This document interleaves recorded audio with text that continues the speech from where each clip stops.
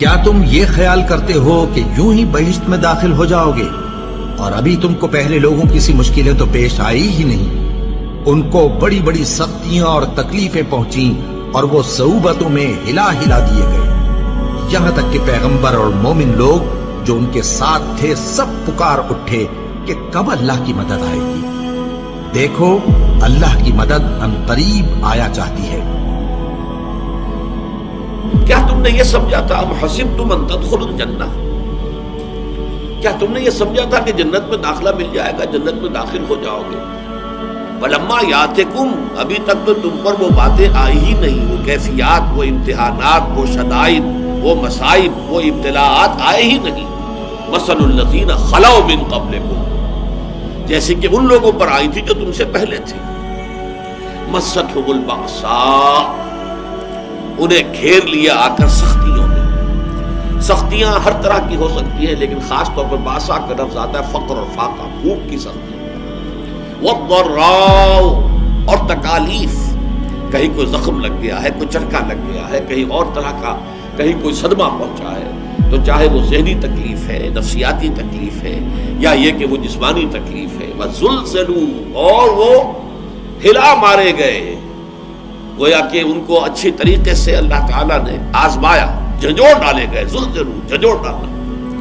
حتیٰ یقول الرسول والذین آمنوا معہ، یہاں تک کہ کہہ اٹھتے تھے وقت کے رسول بھی اور ان کے وہ لوگ بھی جو ان کے ساتھ ایمان لائے تھے، متی نصر اللہ، اللہ کی مدد کب آئے گی؟ الا ان نصر اللہ قریب، تب انہیں یہ نوید سنائی جاتی تھی، نوید جاں فضا، یہ خوشخبری کہ اللہ کی مدد قریب ہے۔ وہ دور وہ تھا جبکہ فزیکل پرسیکیوشن شدت اختیار کر گئی تھی، مارا جا رہا تھا، پیٹا جا رہا تھا، غلاموں کو خاص طور پر حضرت بلال پر جو بیت رہی تھی وہ آپ کے علم میں ہے، حضرت خباب بن الارت کو دیکھتے ہوئے گاروں کے اوپر لٹا دیا گیا، حضرت یاسر، حضرت سمیہ رضی اللہ تعالیٰ عنہما کو جو شہید ہی کر دیا گیا شدید ترین ٹارچر کے بعد۔ تو یہ جو حالات تھے کہ جن سے اہل ایمان دو چار تھے اس وقت، تو کچھ لوگوں کے دلوں میں کوئی اشتراک پیدا ہو گیا، ارتعاش سا پیدا ہو گیا ان کے اعصاب میں، اور حضور کے پاس حاضر ہوئے۔ یہ بخاری شریف کی روایت ہے، اور اس کی راوی کون ہے؟ خباب بن الارت، جن کے ساتھ وہ واقعہ پیش آیا تھا کہ ننگی پیٹھ انہیں دہکتے ہوئے انگاروں پر لٹایا گیا تھا کہ وہ پیٹھ کی کھال جلی اور اس کی چربی پگھلی تو اس سے وہ انگارے ٹھنڈے ہوئے۔ اس درجے جو ہے تعذیب، اس درجے ٹارچر سے جو شخص گزرا تھا، اس نے اگر آ کر کہا ہے، حدیث کے الفاظ یہ کہ حضور اس وقت خانہ کعبہ کی ایک دیوار کے سائے میں اپنی چادر کی ٹیک لگا کر آپ استراحت فرما رہے تھے، تو ہم حاضر ہوئے، ہم نے عرض کیا حضور اب تو یہ مصائب ناقابل برداشت ہوتے جا رہے ہیں، الا تدعو لنا،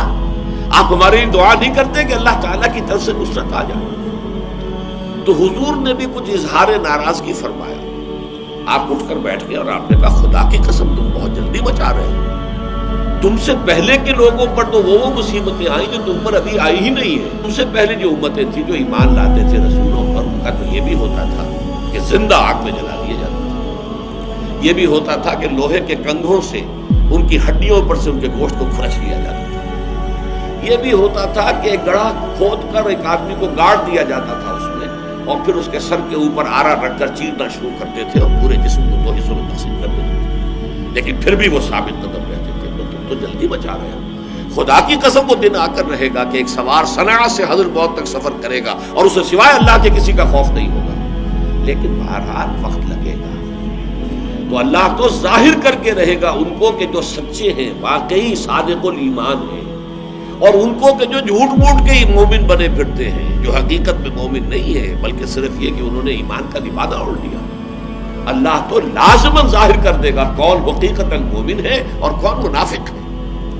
یعنی جو جھیل نہیں سکتا، جو تحمل نہیں کر سکتا، جو برداشت نہیں کر سکتا، جس کی ہمت جواب دے جاتی ہے، جو پیٹھ دکھا دیتا ہے، جو پسپائی اختیار کرنا شروع کر دیتا ہے، پھر وہ مومن نہیں ہے، وہ منافق ہے۔ اور انہیں آزمائشوں کے ذریعے ہی سے تو یہ بات کھلتی ہے کہ کون مومن ہے، کون منافق ہے، کون سچا ہے اپنے دعوی ایمان میں اور کون جھوٹ موٹ کا مدعی ایمان ہے۔ تو اگر یہ فتنے نہ ہوں، یہ آزمائشیں نہ ہوں، یہ تکالیف نہ ہوں، یہ مصیبتیں نہ ہوں، تو یہ دودھ کا دودھ پانی کا پانی جدا کیسے ہوگا؟ یہ تو سب گڑبڑ رہے گی۔ یہ ہے اصل میں وہ مستقل مضمون اس قرآن حکیم کا کہ صاحب ایمان کے لیے لازماً ابتلا، امتحان، آزمائش، بلکہ اس کو نوٹ کر لیجئے، جس کا جتنا اونچا مقام ہوگا اتنی ہی بڑی آزمائشیں اس پر آئیں گی، اتنے ہی سختر امتحانات سے اس کو گزرنا ہوگا۔ جس کی سب سے بڑی مثال جو آئی ہے وہ حضرت ابراہیم علیہ السلام کی ذات مبارکہ ہے، کیسے کیسے امتحانات سے وہ گزرے ہیں۔ وَإِذِ ابْتَلَىٰ إِبْرَاهِيمَ رَبُّهُ بِكَلِمَاتٍ فَأَتَمَّهُنَّ قَالَ إِنِّي جَاعِلُكَ لِلنَّاسِ إِمَامًا، اور یاد کرو جب کہ ابراہیم کو آزمایا ان کے رب نے بڑی بڑی باتوں میں، کلماتن،